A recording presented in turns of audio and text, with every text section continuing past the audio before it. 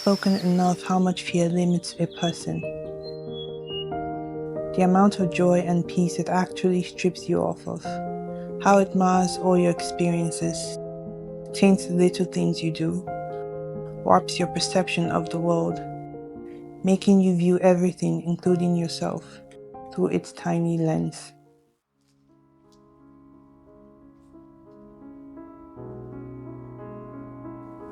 It'll make you question your place in the world, doubt your skills, your gifts, even when everyone else around you can see it.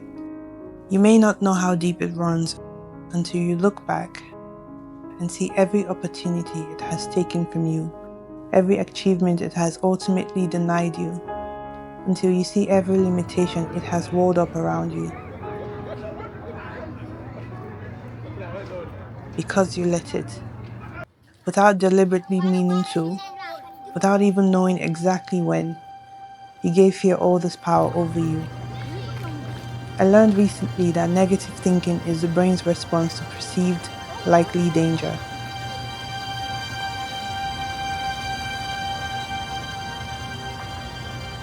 Its unfortunate scenarios we think is its way of preparing for the worst, and the fear we feel is our response to the likelihood of it happening.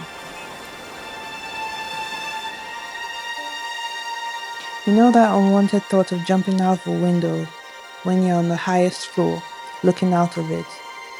The thought of dropping a baby in your arms?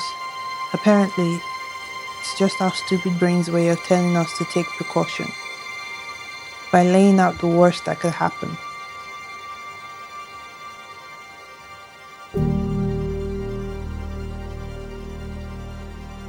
So the stark hesitation you get at the brink of change, life-bettering change, isn't necessarily because you don't want better for yourself. More so because, what if it's a terrible idea? What if it fails? What if you're not ready? What if? That's usually how it starts, with questions that tends to turn to doubt, that turns to fear, that becomes a practice, a response, character, that becomes character.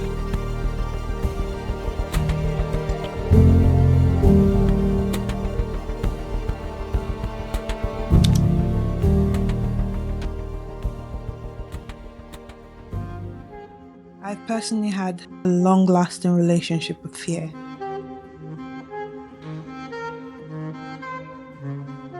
I know it in several different forms. It is the loudest voice in my head. It is the hesitation before I do anything. The knot in my stomach. The lump in my throat. I know its many forms because its voice is so loud it has become my own. And this thief of joy didn't always operate so bold-faced, so quickly. There were times it was stealthy, smooth, patient.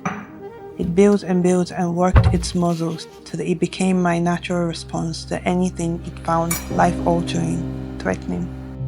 In its small forms, it is my fear of failure, tight spaces, large bodies of water, confrontations and public embarrassment.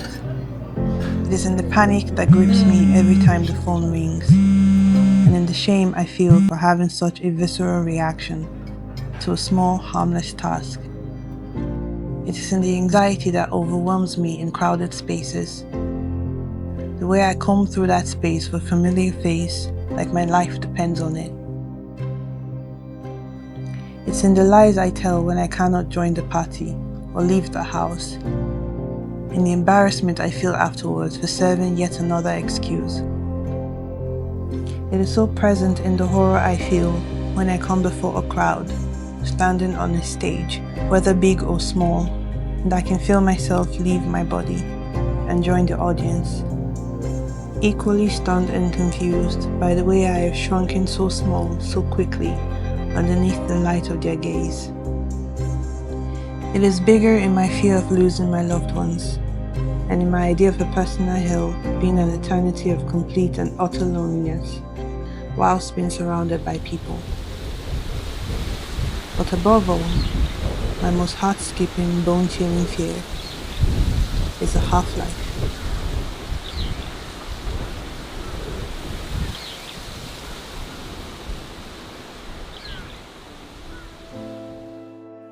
A life spent dodging opportunities, never taking chances, and allowing my potential to remain potential.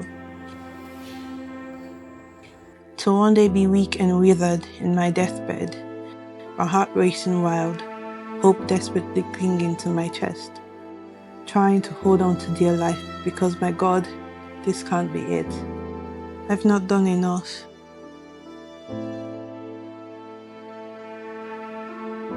I never did paint that picture, never got to make music, never finished that novel, never read my poems aloud, never took that stage, never changed the world, never faced my fears, never fully lived. That is terrifying. To be approaching my final moment on this earth and thinking, I'm not through, I'm not through. To be aware of the many different ways I'm special, and yet never using my abilities to full capacity. To one day realize at the very end that I could have lived so beautifully, selflessly, courageously, but didn't. Instead stayed stagnant in comfort and mediocrity, never putting myself out there for fear of being misunderstood, for fear of being witnessed, of being seen. Well, enough of that. Fear has held my hand, navigating me through life for long enough. It has dictated the terms in which I express myself, while I shrink smaller and smaller, watching the world pass me by. I'm due a little change, don't you think? Starting with this.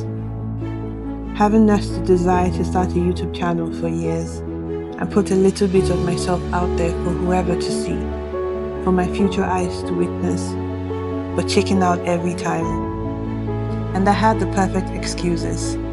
I don't have the time, the gadgets, the aesthetic space, the audience, the nerve, the story, until now.